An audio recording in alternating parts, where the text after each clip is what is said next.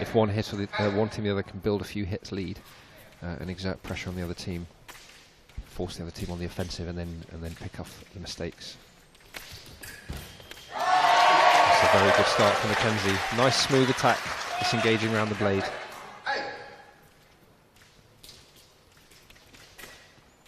Cheryl Wong, the bronze medalist in the individual event, left-hander. Nice smooth footwork, Cheryl Wong. Very good control and good technique.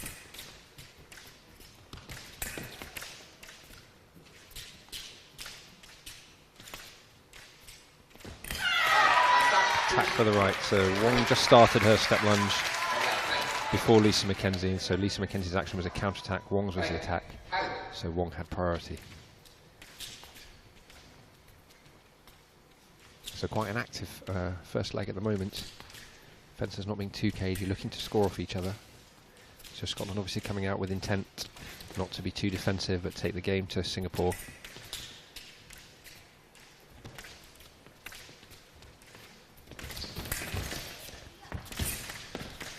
We've talked about all week, John, the difference, I suppose, in a lot of the fencers are used to, and having coming in here and having the theatricality of it, the drama of it. Does it actually mentally make a difference when you're on a raised piece? Does that make any difference at all, do you think? Well, that's a great parry post from Lisa McKensie there. It can make a difference, yeah. I mean, if you have experience with this environment, this atmosphere, you know, you'll feel a bit calmer and a bit more settled. And you know, having the spotlight literally and metaphorically on you, being on that stage piece and having, you know, a crowd of a few hundred people making a lot of noise, if that's a completely new experience for you, that can obviously impact your performance. Which is actually why this event is a great opportunity for the younger fencers to experience that. You know, preparing for World Championships, European Championships, and Olympic Games at a later date, hopefully. So Wong pulls level.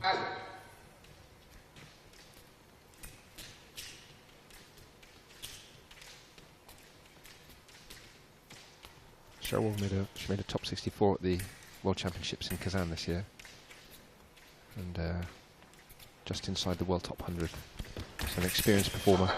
Again, good parry post, this time off target. So for the only weapon, the only discipline where you have that white light coming on for an off-target hit, the target being, you can see the blue jacket that Lisa McKensie is wearing, the silver jacket that Wong is wearing. That's the conductive jacket. As Lisa McKensie came in with a step lunge, Wong stepped inside her point and hit with a counter-attack. Very typical left-handed foil hit there.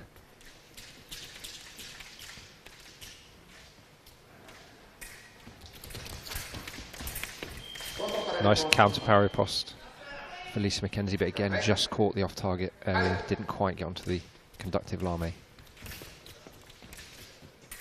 But these fencers very well matched, not dissimilar styles, and it's a nice active opening.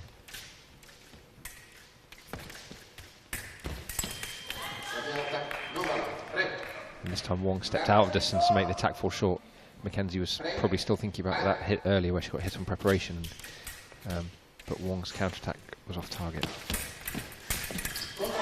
Second counter parry post that time, really nice exchange there. Lisa McKensie showing that she's got really solid technique and nice quick hand. Good point control to get on target that time. I suppose for those who are watching as well, this style in foil fencing is I suppose what most people might think of as the classical form, and if you like, it's one of the most popular ones used in competition. That's right, it is. It's a very, very popular weapon. It is kind of, if you like, the most technical in terms of the small actions and the point control that you need, because you have a limited target, and you also, the point has to be depressed for the hit to register, and it has to stay on target for a certain period of time. So you can't just flick it onto the target. You have to get it on the target and push it in properly. Yeah, it is the classic, if you like, the classical fencing style. Epée is regarded as the nearest to the dueling weapon. You know, very cagey, and whoever hits first gets the hit. So a bit like a first blood kind of weapon. And then sabre is the sort of slightly more flamboyant, and aggressive, running up and down, fast footwork kind of weapon. And that's why you like it. Aggressive and flamboyant, is that the right thing? No comment. It's been a very interesting first fight in this match then. 3-all after the first period, and we're going to get our first look tonight at Wenying Wang, the gold medalist from the individual event. And you will have noticed in the lineups as well, she does somewhat tower over the other competitors. which could play to her advantage, but she has been around as well, very experienced, and a coach in her own right, I think I'm saying. That's right, yeah. She's a tall, very strong fencer, experienced fencer, I think 33 years of age. So she's been on the circuit for a while, and she, again, just inside the world top 100, has scored some world championship results. And physically it's a mismatch, but Catriona's got nice tidy footwork, Catriona Sibert, and she's also got very good hand. All these girls train really hard on their technique, and they've got very good technical coaching, McKensie. So it's 3-all after the first leg. The initial target as you go in is 5 hits, but because the time ran out, the 3 minutes ticked away. Well, that was attack for the Singapore fencer, and Catriona tried to duck under it and do what we call a duck stop hit, but she didn't time it quite right, and Wang saw it coming and managed to finish her attack. That's nice. Just flipped over the top of the parry with her the freeze attack.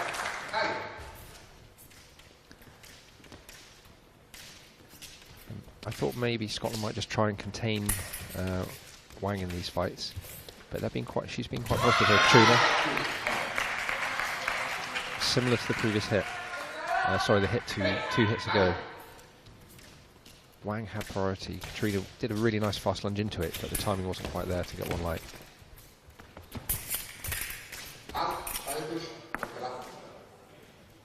Just got to very close quarters there. Neither fencer could get the point on target. And then the referee calls halt if they get too close to be able to wield their weapons properly.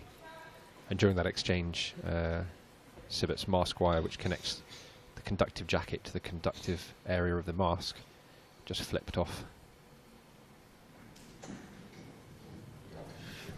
Catriona Sibert seems to be carrying her weapon quite low. Is that a tactical advantage she's trying to gain, or is it just her particular style?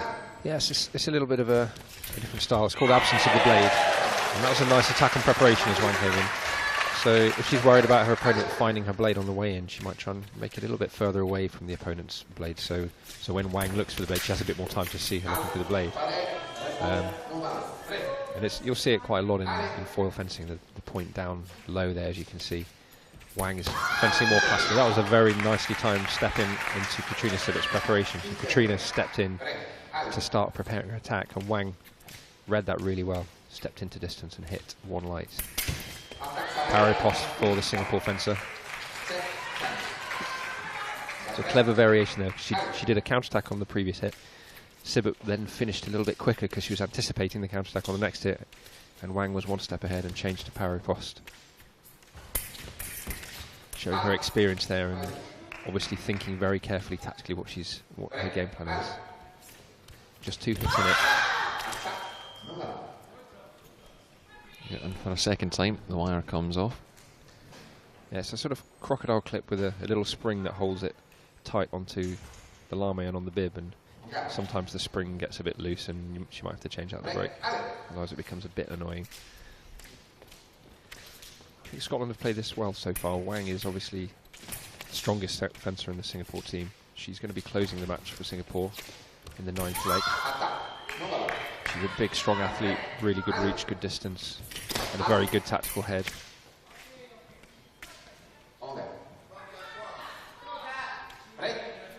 Catriona doesn't need to chase this fight. I think there you see a little bit lucky there. Wang stepped in, she saw that fast attack. She stepped in, Wang stepped in, but it was off target. I think Sibert needs to be a bit more cautious. Start the attack with more change of rhythm, so slower preparation and more acceleration. Not rushing forward.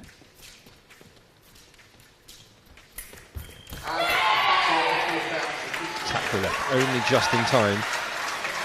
Wang stepped in with a counter-attack. Her light came on quite a long time before Sibert's, but Sibert was attacking already. She had priority, and she managed to get the light up just before it was blocked out by the electronic scoring equipment. Almost one light for the Singapore team. This time, Sibert's attack, and she pulls level. Yeah, Wang doesn't look too happy with that decision. Yeah, I have to say I do agree with her. I think Wang probably had priority. Sibert did a nice sharp lunge, but it was just after Wang had started. So for me, that would have been attack for Wang. Yeah, there's so much for the referees to keep an eye on as both fighters are moving as well. Give them a little bit of credit. It's a difficult job to do. I do give a referee credit when I'm not on the piece. When I'm on the piece, obviously it's different. It's a tough job, I would say. You know, referees have a very hard job, particularly in the weapons of convention. You know, they foil and sabre, where you have these rules of attack and defence. It can be sometimes hard to keep track of what's going on. In FA, you don't have that complication. Very nice attack from Wang. Sibert counter-attacked. So in the end, Wang established a 3-point lead. So from 3-3, she scored 7-4, I think, in that fight. And I think Catriona just got a little bit tense at the end. It was 7-all, and she started to chase a bit. And I think just a bit more patience, just a bit more movement on the piste before she made the decision to try and hit would have been better there. We are slightly ahead of the curve in terms of the clock. Slightly unusual, I suppose. We finished with some time left in that second match because Wang had also reached the target of 10. Will it slow down a touch, do you think, when it gets a little bit more cagey? Well, I think this will suit Singapore. I think they will want to keep the clock ticking over, keep the score ticking over and go through all the fights. I think Scotland would be possibly doing a bit better if they contained the strongest fencers in the Singapore team and then tried to score off the third fencer. This is Bertier now. She's a very young fencer, still a cadet, which is the under-17 category. She's got some experience at Junior World Cup, which is the under-20 level. She's made, I think, a couple of last 32s, top 32s at Junior World Cup, so she's no slouch. But certainly not in Wang's class at the moment. She's still very young, has a lot of experience to gain. Yeah, she is up against Chloe Dixon, the silver medalist from the individual event. I think Scotland will be looking to pull back a couple of hits in this fight. And when we saw Chloe's run to the final, it was off the back of her being able to sit back and counter-attack. But with this kind of scoreline, you don't want it to run away too far, and she may have to try and get on the front foot if at all possible. Yeah, that's the difficulty for Chloe. She's got a very good defence. She's got good step-in counter-attack. She's got a good parry post. She doesn't like to go on the offensive. So for Singapore, I think they would want to play it cagely, try and get her to attack. Having said that, that was a very nicely timed step lunge. Common through curse and strikes there. Bertier just wasn't sharp on her feet. And Chloe Dixon put in a very nice step lunge. Left-hander coming over the top of her right-handed opponent's blade. Will Scotland be thinking that Aarya Berthier is possibly the weak link here, and it's one to be attacked perhaps as we go through the match? She's a good young fencer. She's not a slouch, but compared to the experience level and the movement and technique of the other two, she's not as good as them. So for Scotland, I think they need to keep it calm. They don't need to chase the fight. It's early days yet. There's no need to panic, but they do want to score a couple of hits and close the gap. There's plenty of time on the clock. I have a feeling this fight will probably go to the end of time without reaching 15. I think if Chloe starts to score, I would imagine that Bertier's coach will tell her to step off and be defensive. But at the moment, Singapore seem content just to keep playing the game and not be too defensive.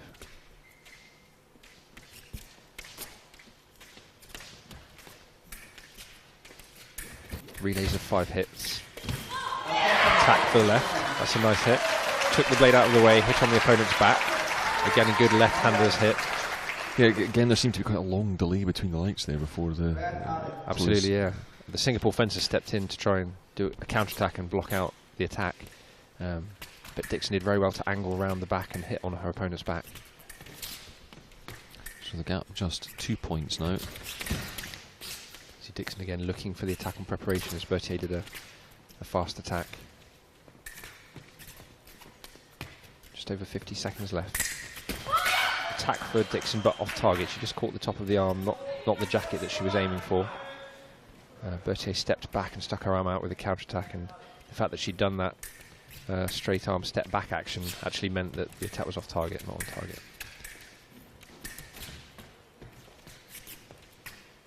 Now Bertier putting in some feints, being a little bit aggressive with her hand movement. That was the hit that Chloe Dixon likes to score. So Bertier closed in a bit too close, then did a very fast step lunge, and on the fast step, Dixon stepped in. So by the time Bertier tried to land her attack, her point had already gone past the opponent. It was very difficult then to angle around and get the point on and score the light. So that's the tactic Dixon was looking to employ earlier. And this time she did it at exactly the right time. But having said that, Bertier's done exactly the same thing back to her. So Chloe came in with the attack. Bertier read it, stepped in at the right moment. Got one light. we have Scholt Caprifari refereeing, the Hungarian referee who refereed the sabre match earlier. And he is more often a sabre referee, but he's international referee, I think, in all 3 weapons. I may be mistaken on that, but he's a very good referee in all weapons. His primary discipline is sabre. Little stamp of the foot there from Chloe Dickson. She's obviously a little frustrated. Yeah, she can sometimes get frustrated, and I think there's no need. She's put in a good leg here. The gap is only 2. There's 6 legs left. There's really no need, I think, right now to be too stressed. I think they just need to keep their job. And I think the key for them is when Wang comes back on, just to contain her, make sure that she doesn't have a lot of hits, doesn't run away with a lot of hits. Been a good performance for the team today, and she's done enough to be in the 4 chosen for this final. I just wonder, when you're putting together your lineups for a team competition and the complementary styles of each of the people you pick, I'm just thinking, because Wenying, Wang and Cheryl Wong have very different approaches, I suppose, and that's right. It obviously plays into their hands. Yeah, that's right. Just say Catriona just did a very nice step lunge attack there from a very long distance, really good hit. Yeah, I mean, you have to consider that when you're selecting, because in this situation the coach has 5 fencers and they can choose 4 of those 5, of which 1 is initially a substitute that can be brought on during the match. Tap for the left, pulls level then, Catriona Sibert pulls level. And this is what Scotland will want to see. Nice positive fencing, but not rushing. She's waiting for the right moment. And the crowd just helping out, finding a piece of equipment which is missing in action. There we are. It's that mask wire again that we had problems with earlier on. And it's finally been found. Yeah, and you can slightly overcomplicate it sometimes. You can try and select your team, you know, based on, I know this guy once fenced that guy 2 years ago and scored a couple of hits on him, and you can overcomplicate things. And you know, normally you would say, okay, who's the 3 that are performing best, and we'll put them on the piece, and you know, make a value judgment on which order they should go in. But there are occasions where you have people who've got a very long history of head-to-heads against certain fencers. A little tactically more astute in the semi-final than England were, do you think? Absolutely, yeah. I mean, for me, that was the difference between the teams. I think Scotland put the right 4 fencers out, the right 3 on the piece, and in the right order. And in my opinion, I think England made a couple of mistakes on the team selection, team order. Catriona's fencing nicely. She just did a very smooth, very controlled attack. Wong stepped in, but Catriona had good control of distance and finished at the right moment. So yeah, and team order can swing a match. It's not a small decision to make for the coach, and it's always easy to criticise in hindsight. Obviously, always very easy to do. This time the other way round, the attack was from the right, so Wong's hit to pull back level. Catriona tried the counter attack. I mean, my view is for Catriona, I think her attack is solid. Yeah, once again the wire comes loose. Yeah. And I think when Wong is on the attack, she should be just using the piece, making Wong fall short, and then taking up the attack again, rather than trying to do that step-in counter-attack as much. The hit that we saw Chloe Dickson use to great effect through the individual. I think that's quite a strong hit for Catriona. Nice parry post from Wong. This time she waited a bit longer, opened a bit more distance, and took a cart parry. So that's moving her the left hand across the body to block the blade. 2 left-handers here. We noted simultaneously. Yeah, they're both prepared. They both looked at each other. And both lunged. We noted yesterday, actually, it's a small statistical advantage being left-handed, particularly in foil and FA more so, slightly more so than sabre.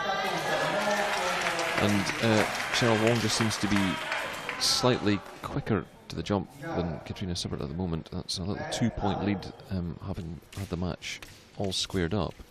Yeah, Catriona's 1 up actually. She was 13-12 up, and she just dropped 3 in a row there. She just needs to retake control of this match. There's a lot of time on the clock, and she's just rushing the fight a little bit. And she did the same the previous leg. She started nicely, but then just rushed the end of the fight and dropped a couple of late hits to Wang. So Wong has just kept ahead. Catriona, I think, needs to move in and out more, change the distance more, not just forwards and wait and then do a lunge, but needs to move in and out and confuse her opponent's distance and timing before she launches that attack. This is a little bit better. There you go. Rather than just going at 1 speed, and the opponent's not 100% sure when you're going to start, and you can start with more change of rhythm and speed. So she's obviously realised that now. Close the gap back to 2. And again, is employing that slightly more in and out movement with the footwork, changing distance, and waiting for the moment with more patience. That's good to see that she started well, then had a little wobble, but has been strong enough mentally to reclaim control. Just under a minute left then in this fourth bout of this particular match. Of course, at stake, gold medal in the women's foil team event. We will have the men's sabre team gold medal coming up after this. A slight change of pace, it's fair to say. I don't like to use the word unlucky, but it was a tactically good decision there from Catriona. She stepped in, waited for the counter-attack, did a power riposte, but just didn't get her point on. She missed the first one and gave priority to Wong. But there she launched a nice attack. Again, picking the moment very well. Anticipated Wong's step back. Guessed that the Singapore fencer wouldn't go for the counter-attack. There again, she took the blade on the way in but couldn't get the point on target, just as a couple of hits ago. Maybe needs to close distance a little bit less. Again, made the opponent short, couldn't get the riposte on. Possibly needs to do a compound riposte, so make the opponent short and then feint to the outside, and as the opponent tries to block, come underneath the blade, rather than committing immediately to that riposte. Attack left, but she missed. Wong stepped in, and it's just a couple of late hits in this leg mean that Singapore have moved from a 2-hit to a 4-hit lead with 18 seconds left. And it's not yet panic stations, but they just need to be careful, Scotland, here. It's very easy in this situation to try and chase now and score hits, and that will play into Wong's hands. Which is exactly what's just happened. Catriona went for an attack, then got stuck on her feet, and Wong took up priority and hit. So suddenly we've gone from a situation where Scotland looked pretty strong, couple of hits behind, and playing a tactically good game there with just a little bit of a wobble in that leg now. So a 5-hit deficit. And so stepping up for the second time, now we got Bertier and McKensie. Now this is a fight I'd look for Scotland to score some hits off. Not just because Bertier's in the third position in the team, but just because I think style-wise, Lisa's got the kind of game that Bertier might not like to fence against.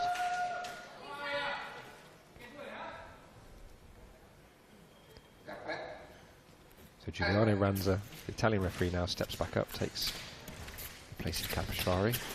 We have 2 referees in team matches. And they too have contrasting styles, it's fair to say. That's true, I think that's true. Both very experienced referees. Though it's fair to say neither of them actually has foil as their primary weapon. Caprispari has sabre and Ranza has epee as his primary weapon, but they're both more than competent. That was Lisa McKensie just going to go and straighten her blade, and it snapped in her hand. Yep, obviously her strength and conditioning program's going really well. Too much adrenaline perhaps for this gold medal match.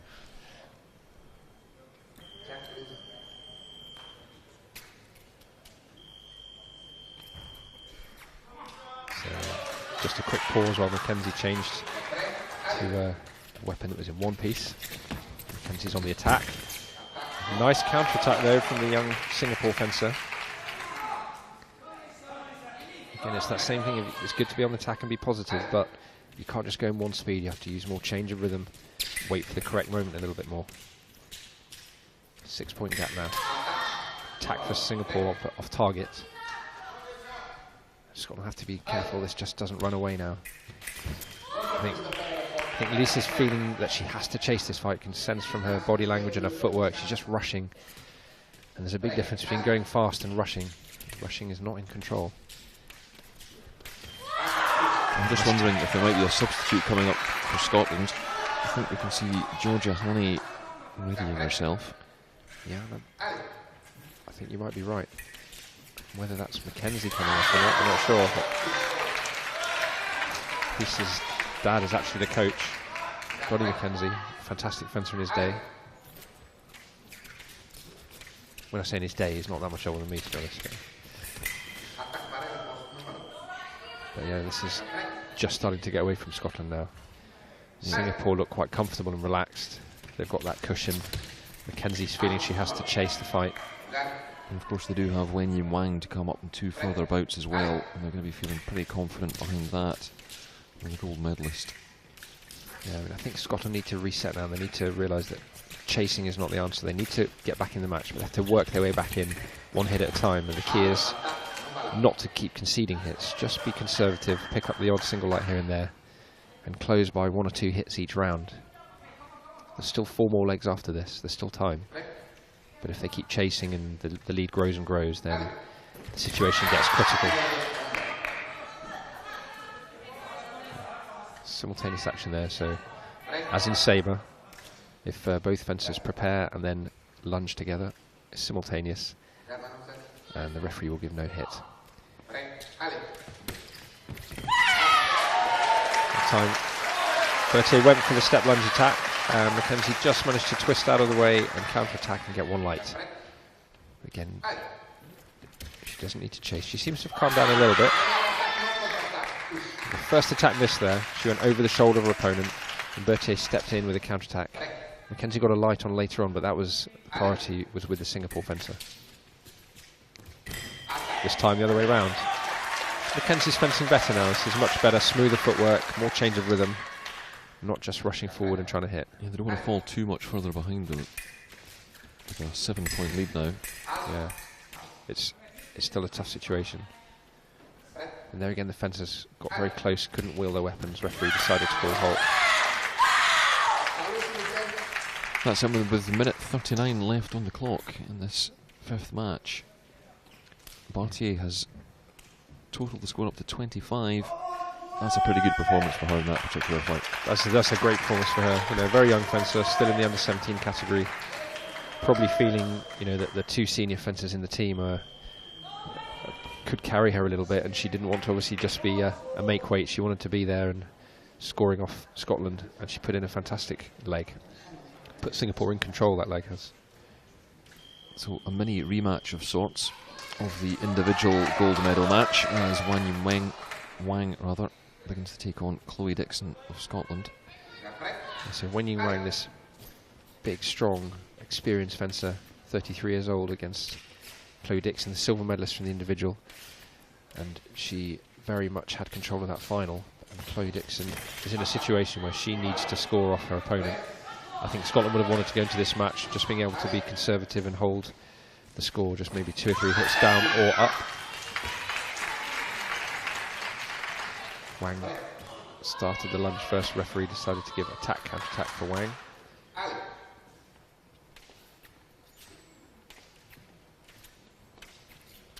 Now Chloe's just slowed down a little bit.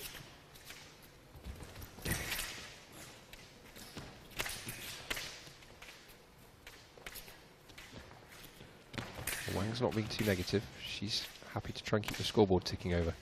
She's not playing for time. And of course she'll have so much confidence from that final victory as well, which was a pretty heavy defeat for them. So you're going to think Wang just feinting there, trying to draw her opponent out with a riposte so she can, I think, step in and counter-attack or possibly take the parry post. She pulled out a couple of nice parry posts in the earlier leg. Attack for Wang. She's very good at controlling that distance just as she launches the attack, and it looks as though she's going for a very deep step lunge, which is why Dixon then stepped in with the counter-attack. Wang is very good at just holding up and finishing the attack, not going too deep with the distance. And that's experience, because the moment she launches that attack, she's still keeping her eyes open and not assuming anything about her opponent's intention. Keeping a very cool head as she does that action. 10 hit cushion, very, very good. Just pulled Dixon short and then immediately counter-attacked. Chloe Dixon's body language not difficult to read. She's very demonstrative when she's up there, but I think frustration is beginning to creep in as I wouldn't say a carbon copy of what happened in the final, but Wang appears to have a number right now. Yeah, and I think 11 hit cushion is a pretty critical time now. Scotland have 3 legs after this one. Wang will be looking, I think, to reach her 30 points here. I think she's just going to look to hand over as big a lead as possible to the young cadet fencer Bertier, who's coming on next. Well, that was a big scream from Wenying Wang.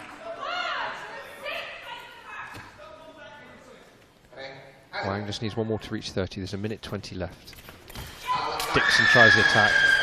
And that was a whitewash in that particular match. 5 hits to 0 for Wenying Wang. And that is really not what Scotland needed at that stage. 13 hit deficit is a real mountain to climb now, with 3 legs left. Very difficult to achieve come back from this stage in women's foil. We saw it almost happen in the men's sabre bronze match earlier. Sorry, semi-final earlier, where Scotland were 30-16 down, came back to 44-all, but just missed out the last hit.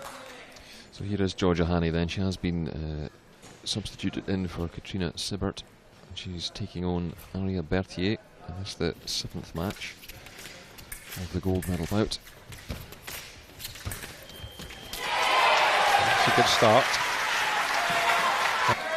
Before Bertier could launch her counter-attack. And she's looking quite lively on her feet.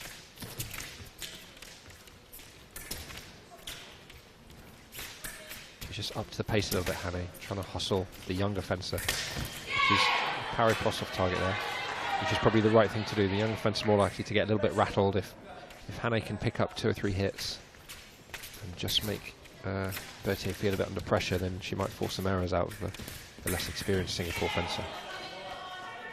This is a very bright start for Hannay. Just needs to make sure that when she has those opportunities as she just had there, that she does make them all count, because the gap is big. She needs to score, I would say, half a dozen hits, or close by half a dozen hits to put Scotland really back in contention.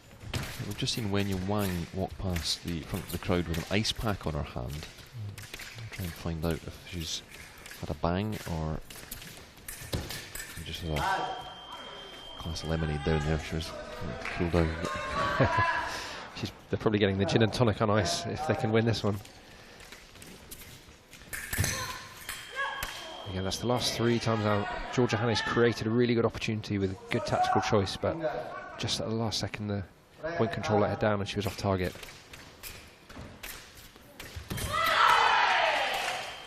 Preparation, attack for the right. It's a good decision, I think. That's a correct decision.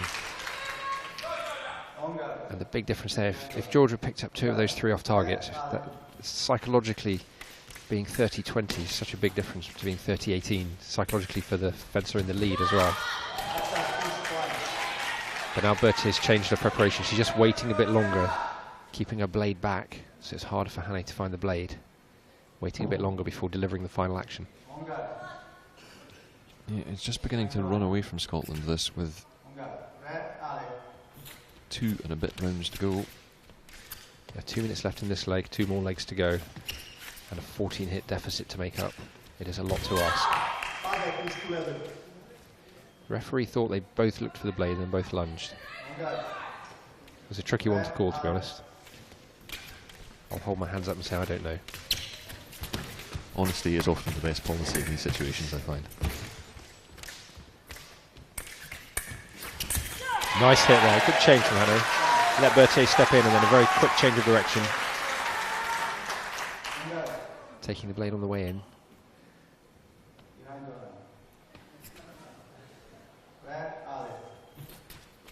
The referees have had a very long way today and are running out of patience a little bit. Another nice attack from Hany. It's not quite game over. It's not quite game over.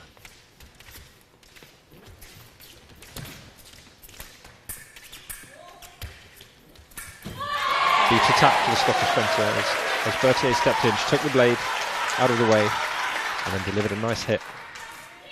Closes the gap to 11. Plenty of time left in this leg as well. Bertier very sensibly settling herself down. Suddenly, by some miracle, having dropped a couple of hits, she needs to do. Georgia Hany probably wants to play out this whole time. You know, if Bertier gets to the 35, it skips on to the next round. But if Georgia can keep this ticking over and maybe score, you know, maybe 3 or 4 more hits, they're going to feel a little bit more confident. Yeah, I think if she can get back within 7, there's a glimmer of hope. There's definitely a glimmer of hope. I think 8 or 9 is asking a lot. I think anything double figures is almost game over. But it happens. It's going to be a huge result if they can do it, but it does happen. Hannay's had a good leg. She's been very lively. She's taken the game to Bertier. She's put her under pressure. She's mixed up her tactics. Not been too predictable. Caprichvara is going to say attack off target, I think, and I think fair enough. Hannay's action was a counter-attack. Hannay takes the blade, pulls back another one. You can see Bertier's just starting to look over to the bench, just getting a little bit tense, a little bit worried. And for the second time, Bertier's won to get back behind the line. I suspect both fighters there actually told to get back behind the line. It is interesting because as Bertier's just had a little bit of pressure exerted on her, just a little bit, her body position has become more forward and she's been on guard, kind of ready to attack a little bit more. Referee's now going to give her a yellow card. Oh no, he's not. He's just fiddling in his pocket. My mistake. A different type of warning. That's right. Threatened to get the yellow card out. Attack to the left. Within 10 points and a minute left.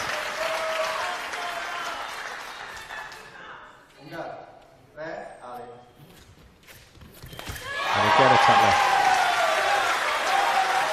And now the Singapore coach and the Singapore fences are just shouting some instructions over to Bertier. I think telling her just to calm down, possibly become more defensive, and there you go, she's already gone back on the defensive. Much more sensible tactics from the young Singapore fencer. She doesn't really need to score, but there again, she doesn't keep her discipline and tries to counter-attack. Crowd getting a little bit more engaged, the sense perhaps a swing in momentum. It's still a long way back for Scotland though, 8 points with 50 seconds left in this 7th fight. Makes it a 9-hit cushion. It's been, whatever happens, it's been a really good leg from Hany, coming on cold. Couple of legs from the end. Very, very difficult task. Berthier just changing it up there, going back on the offensive. Yeah, running attack, manages to get round. And that's the 35-point mark with 43 seconds left, so it's the end of this particular fight. Well, I think those last 2 hits could have just taken away that glimmer of hope, in my opinion. I think if it had been 7 or so, George's leg would have been really impressive and handed on just a glimmer of hope to Scotland. But I think 10 hits is going to be too much because there's 2 Singapore fencers, Wong and Wang. Cheryl Wong coming on now, both ranked in the World Top 100, are just going to have, I think, a little bit too much in the tank. Yeah, and as you said, Chloe Dixon perhaps not the most comfortable at coming forward, so they know they can sit back as far back on the as they like on the piste and let Chloe come onto them. Yeah, they've been quite content actually, Wong and Wang, to keep the score ticking over, and they've not gone too defensive. But Dixon knows she does have to go on the offensive. You know, to hand on anything other than anything more than a 3, 4, 5 hit deficit. So Lisa McKensie against Wang in the last fight is going to be a huge ask. And as we see exactly the problem for Scotland, Dixon has to chase the fight. She's come forward. Wong was ready. And Cheryl Wong has looked good in her footwork. She looks pretty lively on her feet. Yeah, that's a much more controlled attack from Chloe Dixon. She came in more carefully with her preparation, didn't rush too much, and waited for the counter-attack and was ready for it and finished. I'd guess next time she attacks Wong, might take parry post or step out of the way. There you go.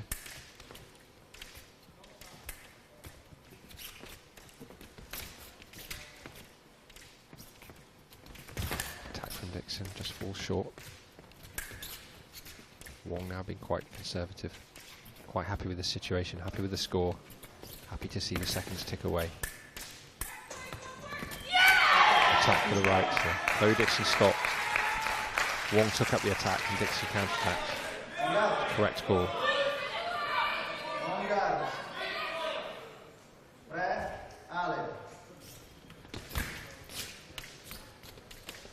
Just over 2 minutes in this leg. I think this time is not going to run out. I think Wong is going to reach her 40 target. Purely because Dixon has to go on the offensive, which means there are going to be hits scored. It's not going to be a negative leg. 12 hit gap now. And again, if she just another couple of hits for Cheryl Wong, and that takes out the remainder of this particular fight, which would leave an awful big gap to be made up by Lisa McKensie, and she will be in against Wenying Wang as well, which makes it doubly difficult. Counter attack from Wong, well timed. Dixon wasn't ready for it that time, and Wong's been very clever at mixing up her choice of either stepping in with a counter attack or just going back and making her opponent short or taking the blade. And Chloe Dixon hasn't been able to predict which action Wong is going to do next. And there you go, she stepped back that time instead of stepping in, made the lunge fall short.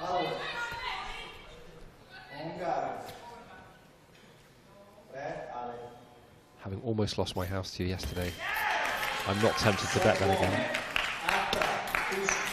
Attack for Wong. I think Chloe thought perhaps Wong's first action didn't land, and then it was a remise, a continuation, but the referee thought it was the first one that came up, and Singapore in complete control of this match.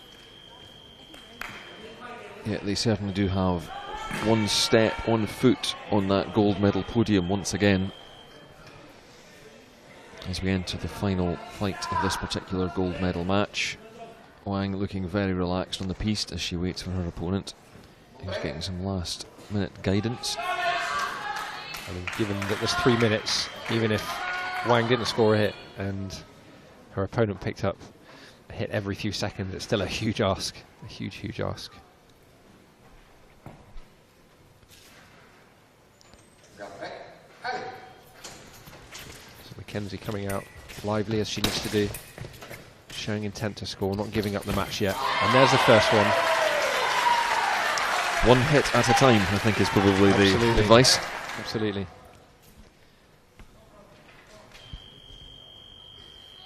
She just has to build hits one on the other. She can't think, I need 10 or I need 12 or I need 14. Just has to take every hit as it comes. Attack for Wang, but off target. McKensie pointing at the piece because she knows that when Wang attacks, she has got to get out of distance. She can't just stand still. She's telling herself there to use the piece. Parry post off target for Wang.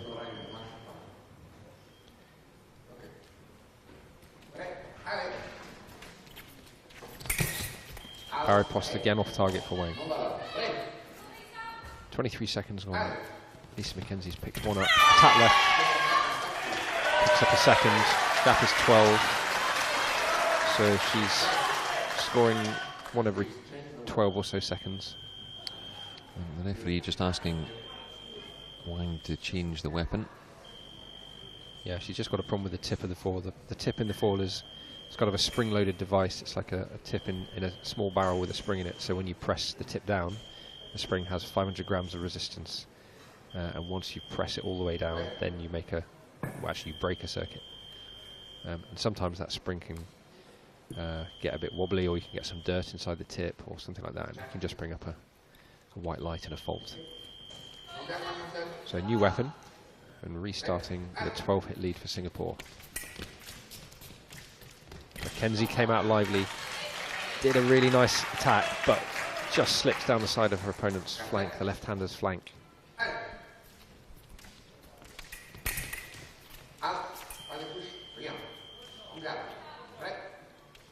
And this match will put Singapore at the top of the medal table, possibly temporarily, but they'll be in a position of having 3 golds to Scotland's 3 golds, but I think, by my calculations, 1 more silver.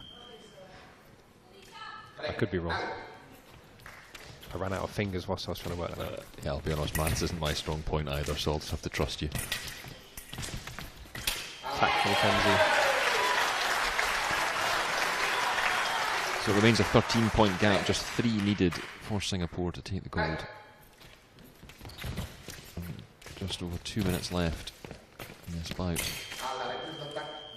I think it's good that McKenzie's still going for it. She's not given up. She's giving the crowd something to cheer for, trying to score more hits off her opponent. And as an individual athlete, she won't want Wang to beat her point for point either. She'll want to score more points than Wang does in this leg. She'll still have a pride in trying to score as many as they can.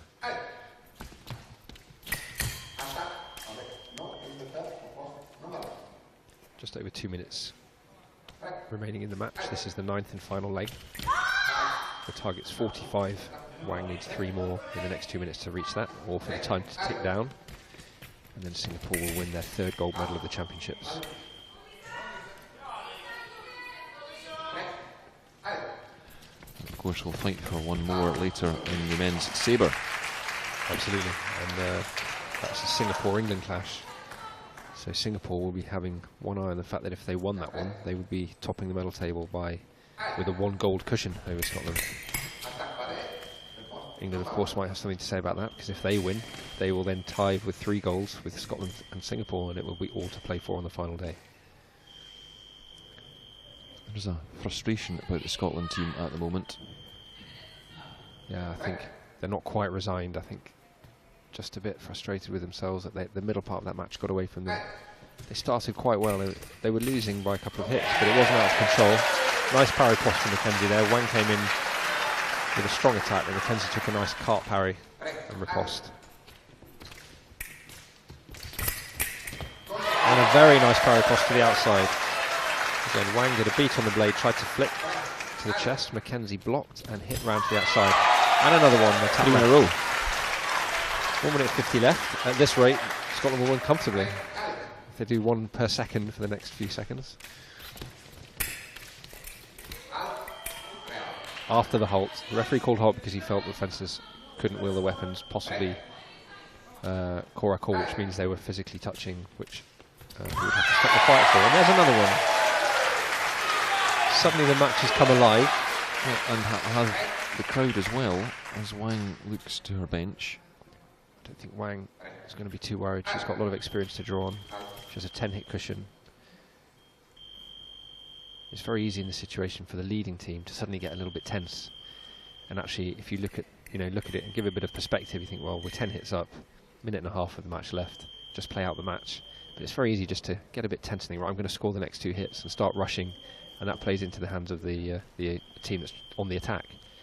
So. Yeah. Claire Bennett, who was with us, of course, earlier in the week, talked a lot about how difficult it was to get that final point, and it's sometimes you have to even train how to achieve that final hit. It is a difficult one, and we do some kind of techniques in training where we have what we call a confirmation hit. So say it's 4-4, you have to score 2 hits in a row to get the next one. So trying to get fencers to really work hard in training to score that 5th or 15th or 45th hit. And some other kind of pressure training methods that you can use, but it's impossible. General has become a much more fitness coaches, technical coaches, tactical coaches, and it's certainly something that we've been working on down in Truro, and I know other clubs and other setups are doing the same, and it's an incredibly important part of the game. And I'm a big believer that the first psychologist of the fencer should be their coach, but there will always be a lot that professional psychologists can add. And it's has to be the right kind of, sports psychology, performance psychology is a very specific kind of approach.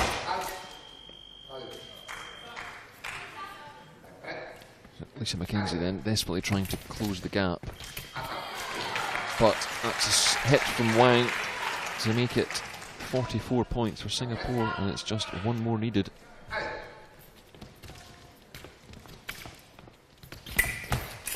Wang trying to finish with a bit of a showboat preem parry post. Could manage to get the light up. The last 2 legs have been strong for Scotland. Hannay put in a good leg.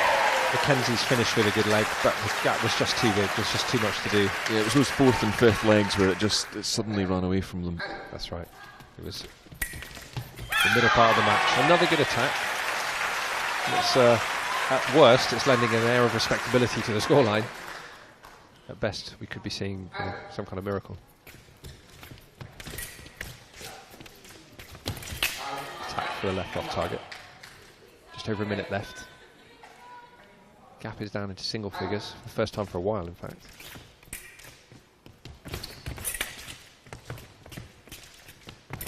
McKensie steps into the attack, but Wang manages to get the off-target light up, which is enough just to make sure. Really brave effort at the end from Lisa McKensie, and Hannay, who came on as a sub, put in some really good attacks and scored really well, but in the end it was too much of a mountain to climb after they lost control of the match in the middle part of the relay.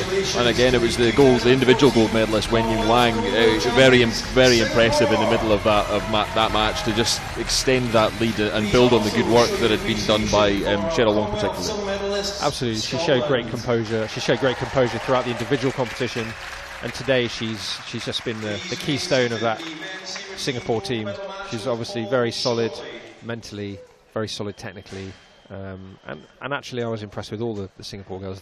Bertier is a very young fencer, and under a lot of pressure she scored a lot of hits for her team today.